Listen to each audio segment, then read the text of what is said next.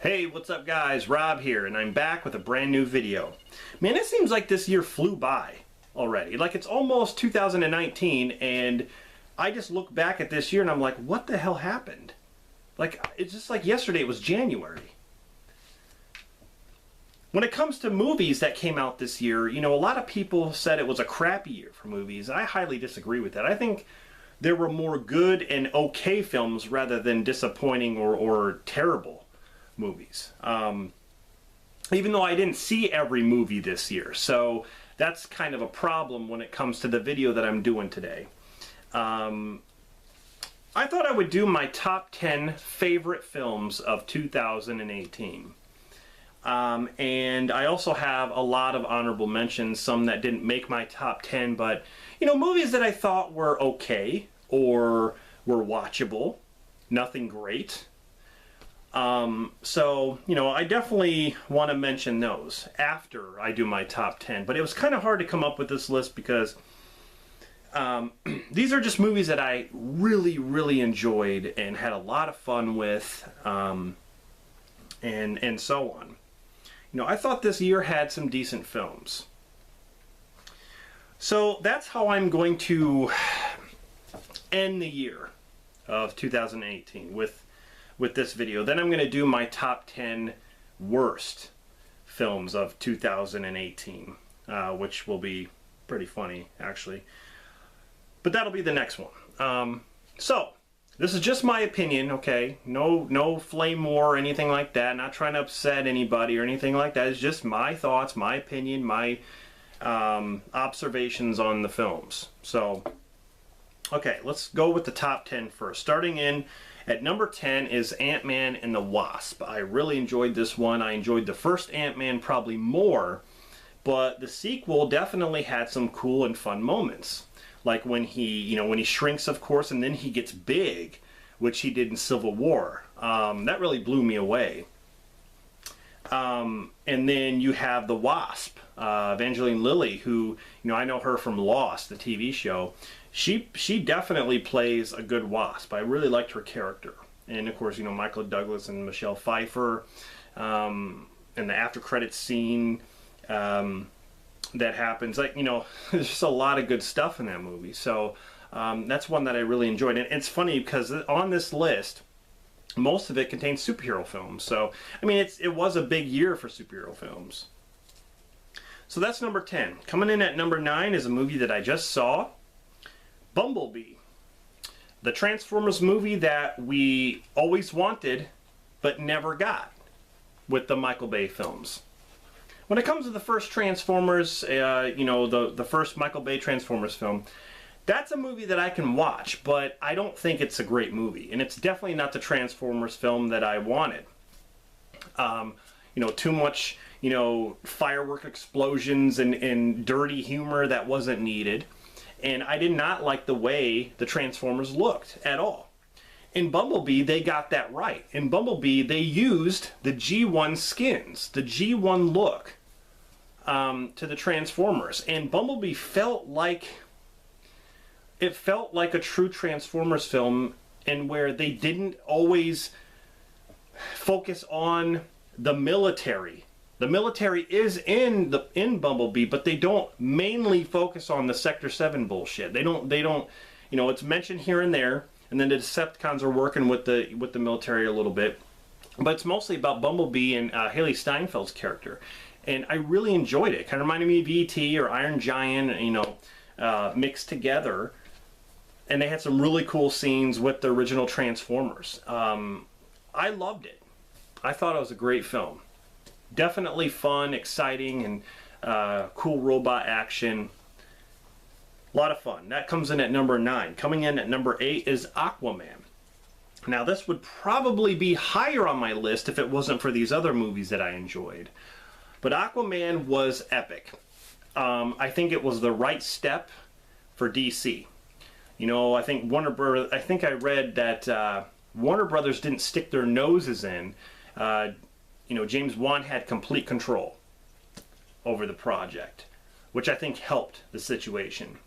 And there were, you know, it was a lot of CGI stuff, but you cannot make a movie so complex like that without a lot of CGI environments and things going on. There were a lot of sea life and you know, lasers and different kinds of stuff happening. I think it was a fun thrill ride. There's a little bit of horror mixed in there, you know, this one scene with a lot of creatures and stuff. And the music was epic. I loved the characters. I just think all the underwater stuff was great. It was just a really, really epic film. And when it comes to DC, you know, there are some films that I like better than Aquaman when it comes to DC. You know, I loved Wonder Woman, Man of Steel I really like. So, but I think Aquaman is the right way to go.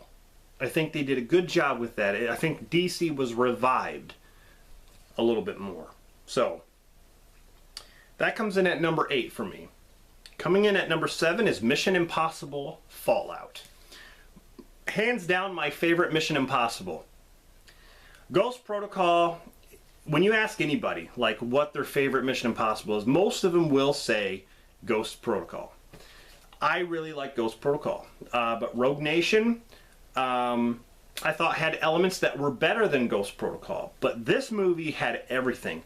I loved this movie. There was so much great action. The cinematography, the characters. Tom Cruise, that guy still has it at his age, and I am very impressed with all his stunts that he does. He does all his own stunts. And when you just watch him in action, there's just this powerful presence with him on screen. I cannot keep my eyes off him when he's doing all these action scenes. This is in Henry Cavill, of course. You know, the whole problem with the Justice League mustache thing is because he was filming Mission Impossible Fallout. There are ways they could have worked around that. I'm just saying it would have helped Justice League a little bit more without the stupid, crappy facial CGI cover-up. But whatever. Mission Impossible Fallout was awesome. So that comes in at number 7. Number 6 for me is Black Panther. Of course, I'm sporting the hoodie. I loved it. I thought it was a great story. Chadwick Boseman was awesome as T'Challa. Especially like the entire cast was great. The dude, I can't remember his name from Get Out. He was the main character from Get Out. He played in the movie. A very, I want to say, kind of like, it's a story that really lifts the human spirit in a way. You know, I really felt for the characters, and it was just something different. You get immersed into the world of Wakanda and stuff. So, yeah, I really enjoyed Black Panther. I bought it day 1 of release, so that comes in at number 6. Coming in at number 5 is Deadpool 2. I didn't think I would like Deadpool 2 as much as the first movie, but there are elements in it that I really, really liked more than the first one. I think the jokes were spot on, and I don't think it fell flat at any point. Minor nitpicks, you know, like Juggernaut. I thought the CGI was kind of bad during the Juggernaut fight. But it was cool to see Colossus go against... I mean, they had to make Juggernaut big. That's how he's supposed to be. Not X3, The Last Stand Juggernaut.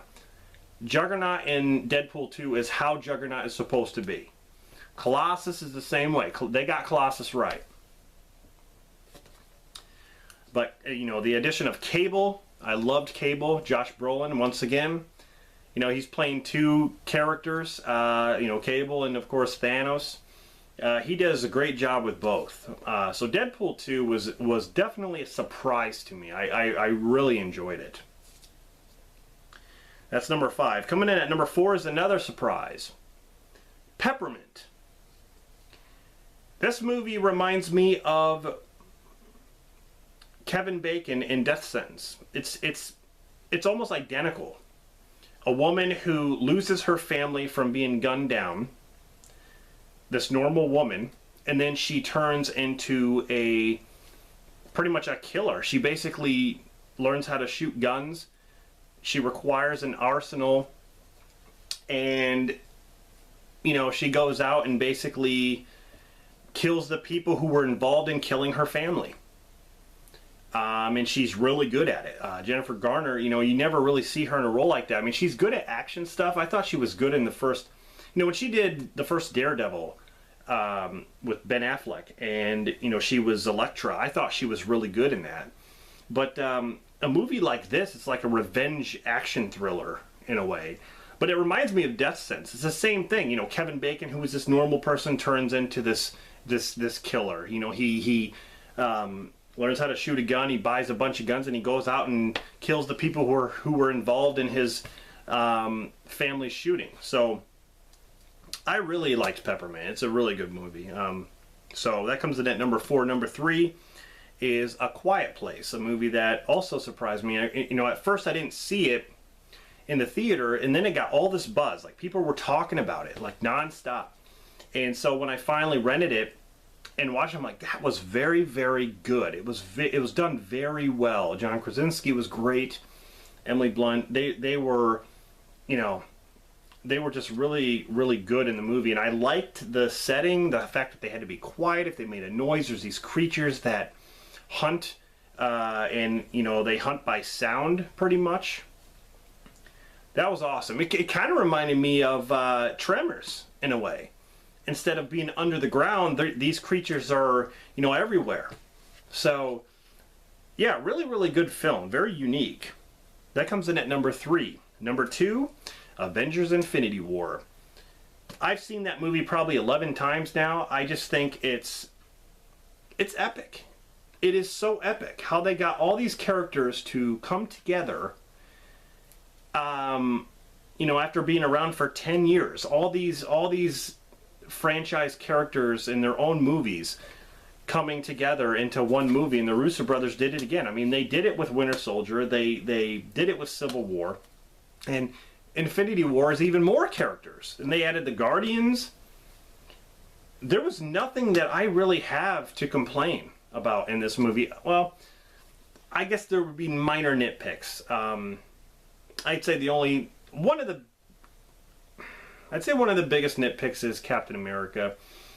I just wish he had a shield. I wish he did.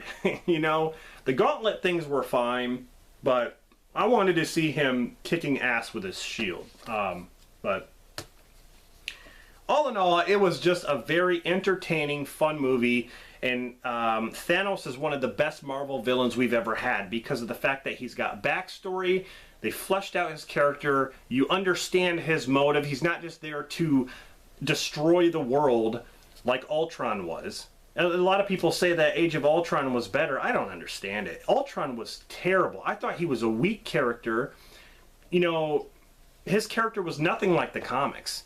In the comics, he was way different than that. In the movie, they kind of made him more human-like. The fact when he's like, how much time? I'm not trying to be pushy. It's like, he wouldn't say that. Come on. Ultron didn't give a shit. And like honestly, like Ultron, his motive was to basically destroy humanity and make the world into metal, pretty much. I mean, it's just the same. He's like, I'm going to destroy the world. You know, I thought Hela was a better character than he was. But anyway, getting off topic here. Thanos was great. And I think Avengers Infinity War was one of the best. It's one of the best Marvel movies out there. Coming in at number 1 for me is a movie that I had no idea this movie even existed. I didn't see the trailer, but I started seeing these reviews online and people were praising it. And I'm like, what is it? Number 1 for me is Searching, starring John Cho. This movie hits home. It is amazing. The whole movie takes place on like a computer and like FaceTime, like they do like, you know, live chats and like you know, Messenger and all that stuff. Like the whole movie is like that. And there are a couple movies that are like that, you know, like, you know, Unfriended, which was all done on the computer, and you get to see like through the webcam, and that's how this movie is. It's done through cameras and TV footage and all that stuff, where he's basically, John Cho is looking for his daughter that goes missing, and so he starts searching the internet and searching Facebook and talking to people online asking them where, you know, if they've seen his daughter and when his daughter first went missing, what time it was, what last thing she did. He starts going through her personal files, and it's a movie that really hits home with reality. I think this could really happen, and all the tools that are given to you online is what you could use to find someone who went missing. And it's really cool how he goes through all this stuff. And the movie surprised me. I really enjoyed it from beginning to end. And there's a couple twists that happen with a character who you think is behind this whole thing, and then there's somebody else who you don't even suspect from the beginning. So it did a really good job on making you think one thing and then making you think something different. It does a really good job with that. So number one for me, my all-time favorite movie of 2018 is Searching. Definitely check it out. I think you'd like it a lot. So that is my top 10. Just a quick recap. Number 10, Ant-Man and the Wasp. Number 9, Bumblebee. Number 8, Aquaman. Number 7, Mission Impossible Fallout. Number 6, Black Panther. Number 5, Deadpool 2. Number 4, Peppermint. Number 3, A Quiet Place. Number 2, Avengers Infinity War. And number 1, Searching. So, really quick, I'm just going to go over my honorable mentions that didn't make my top 10. Creed 2. I enjoyed the film. I've seen it twice, and it was a nice continuation from Creed. Next one would be Halloween 2018. I didn't hate the movie. I just thought it was fine. A little disappointing, but I thought it was, you know, I liked more things than the things that I didn't like. I just thought it was fine. The Nun. I actually liked it.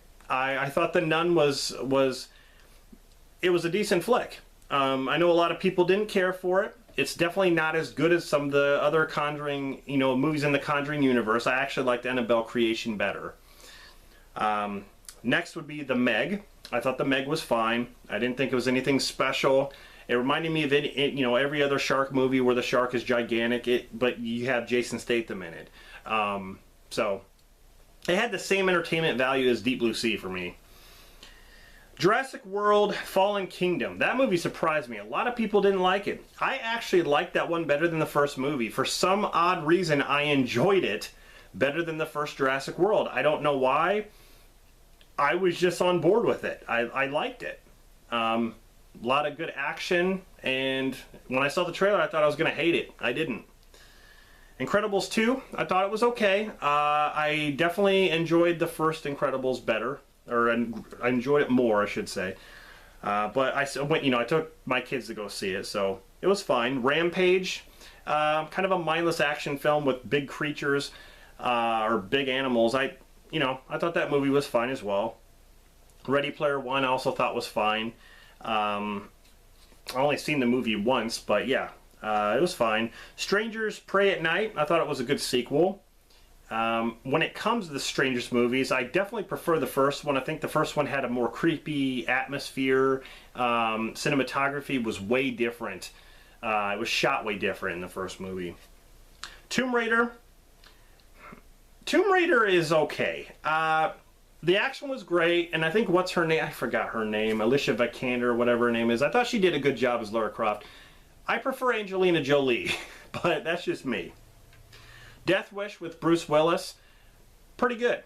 You know, what can you expect from Bruce Willis other than some of the stuff he's already done? It just kind of reminds me of every other movie he's done, but it was good. Annihilation with Natalie Portman, good movie. Had kind of a weird ending. It was kind of a weird movie anyway, but it had, yeah, the ending was just weird. The last one I mentioned is The Commuter with Liam Neeson, which is just like every other thrilling action movie he makes, like Nonstop and, you know, Taken.